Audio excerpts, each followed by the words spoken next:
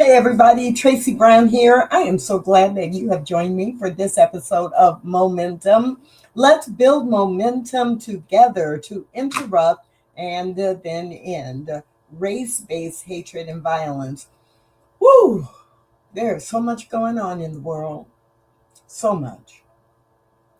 And we're just going to take the next 12 to 15 minutes and focus in on one little tiny piece. Not because we want to ignore everything else that is happening, but because every week at this time, we just take a few minutes and focus in on what is one thing that I can do? What is one thing that I should remember? What is one idea that I might be able to share with someone else that is related to interrupting race-based hatred and violence?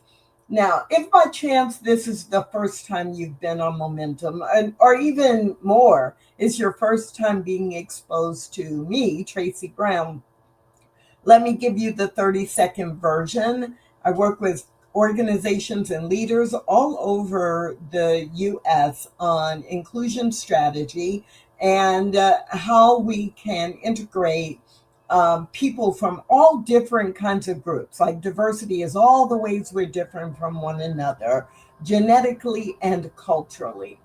But I'm also the moderator for a Facebook group where we ask the question every day, what is mine to do to interrupt or end race-based hatred and violence? So the Facebook group is focused specifically on race, racism, and race relations, and how we as individuals can make a difference with the people we come into contact with wherever we happen to find ourselves as an individual. There are lots of places where we are going to engage with groups and use organization tactics and strategy and all of that. But the Facebook group, What Is Mine to Do, is about each one of us taking individual action. And momentum is a part of that. So always try to keep these to 15 minutes ish, a little less, a little more. And today we're going to focus on asking better questions.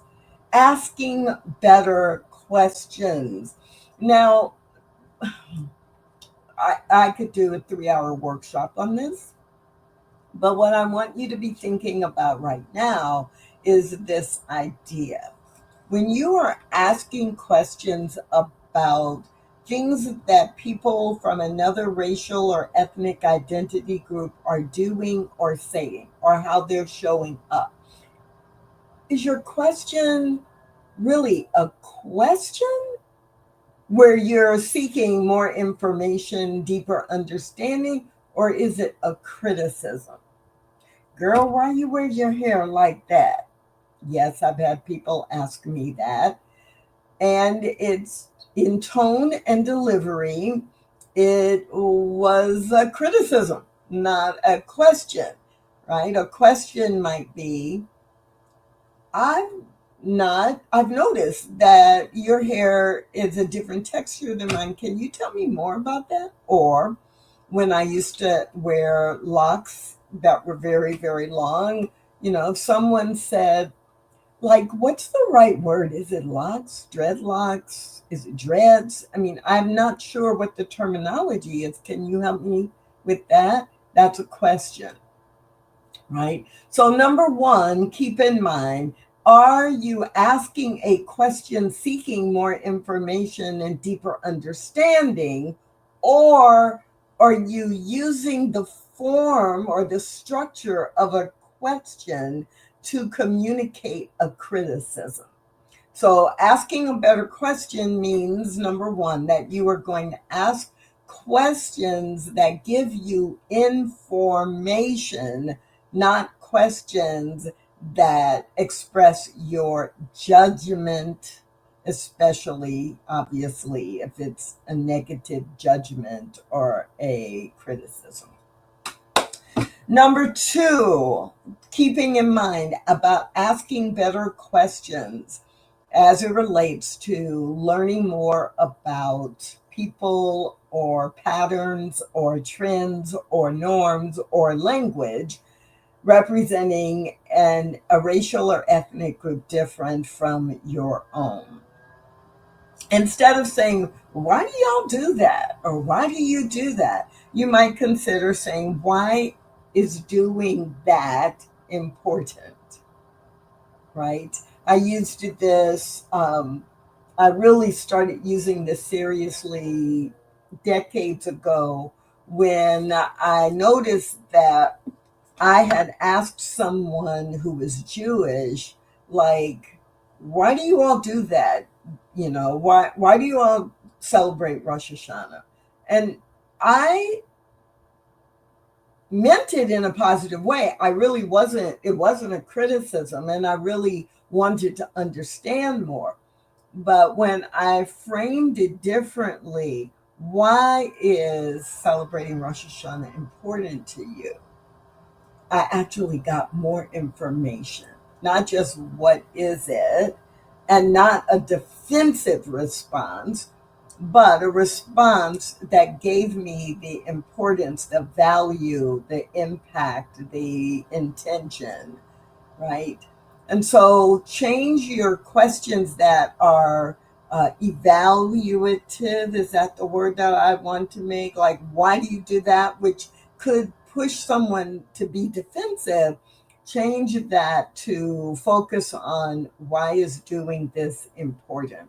Another example, I've had people come up to me and say, um, why do you wear that necklace? And let me change the tone on that because usually it's not a snarky question. It's like, why do you wear that necklace? Many people will say, does the pendant you're wearing, or does your necklace represent something cultural, right? And so I might instead, if I notice someone wearing a piece of clothing or jewelry that I think might have some cultural significance, I probably will ask, is there a cultural meaning related to your necklace? And they could say, no, I just like it. Okay, no harm done. Or no, I just saw it in the store, right? Or no, I just bought it when I was in Italy a few months ago because I thought it was pretty, right? That's great. And if there is a cultural significance, you've opened the door for them to say, oh, yes, I'm so glad you asked. This symbol is from, it's an Adinkra symbol that represents the idea or the philosophy that everything, there would be nothing except that God created it, that there is one God that has created all of life, right?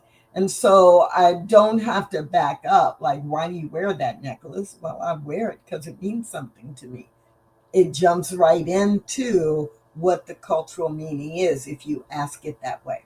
So we're talking today about asking better questions so that you can interrupt or you can avoid some of the pitfalls when we are trying to build relationship across racial or ethnic identity groups.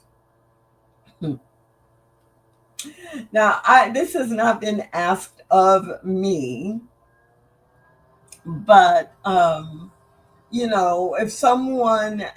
you have a question about a holiday or a celebration, maybe you saw something in social media about it, and you can ask, like, what's the meaning of holy? What's the meaning of Dia de los Muertos, right? You can ask that. That's not a bad question. What's the meaning of it? And you could also make that a two-part question, like what's the meaning and where can I go to get more information? Where can I go to get more information? Or is there a resource that you would recommend me to go to or to buy in order to learn more? Is there a website that you would recommend that I can get even more information? Because often what happens, this becomes a better question because it does indicate that you seriously are seeking more information, but it also allows you to take some responsibility that you are not expecting the other person from the other identity group to be your sole source of information, because we're not asking, we don't want to ask one person to speak for their entire race, their entire ethnic group, right? They can share what they know, but there's also more information.